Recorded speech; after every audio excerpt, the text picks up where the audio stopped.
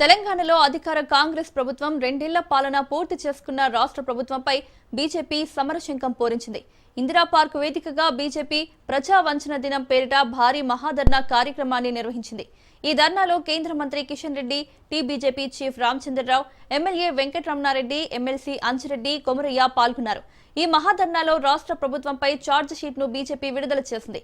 కాంగ్రెస్ ఇచ్చిన 6 గ్యారంటీలతో సహా వివిధ వర్గాలకిచ్చిన దాదాపు 420 హామీలను ప్రభుత్వం అటకెక్కించిందని బీజేపీ నేతలు విమర్శించారు.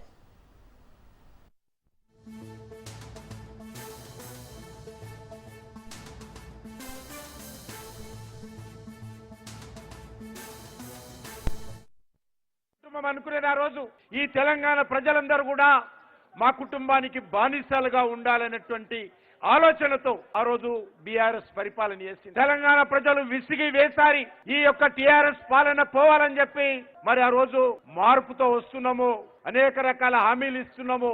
ఆ రోజు బీఆర్ఎస్ వ్యతిరేకంగా కాంగ్రెస్ పార్టీకి ఓటు వేయడం జరిగింది. మరి కాంగ్రెస్ పార్టీ సోనియా గాంధీ నాయకత్వంలో, రాహుల్ గాంధీ నాయకత్వంలో, ప్రియాంక గాంధీ నాయకత్వంలో, రేవంత్ రెడ్డి నాయకత్వంలో అనేక రకాల హామీలు ఇచ్చారు. ఈ రోజు 2 సంవత్సరాలు కావస్తుంది. మరి ఈ రోజు రేవంత్ రెడ్డి రాష్ట్రమంతా పర్యటిస్తా ఉన్నాడు. 2 సంవత్సరాల విజయోత్సవ పాలన పేరు మీద తెలంగాణలోని ముఖ్యమైనటువంటి ప్రాంతాల్లో పర్యటిస్తా ఉన్నారు. పార్టీ తరఫున, ప్రభుత్వం తరఫున ఉత్సవాలు నిర్వహిస్తా ఉన్నారు. నేను ఈ సందర్భంగా ముఖ్యమంత్రి రేవంత్ రెడ్డి గారు ఒకటే సవాల్ చేస్తా ఉన్నాను. రేవంత్ రెడ్డి గారు, మీరు ఏ ముఖం పెట్టుకొని ఈ యొక్క ఉత్సవాలు నిర్వహిస్తున్నారో ఈరోజు తెలంగాణ ప్రజలు నిన్ను ప్రశ్నిస్తుందని అడుగుతా ఉన్నాను.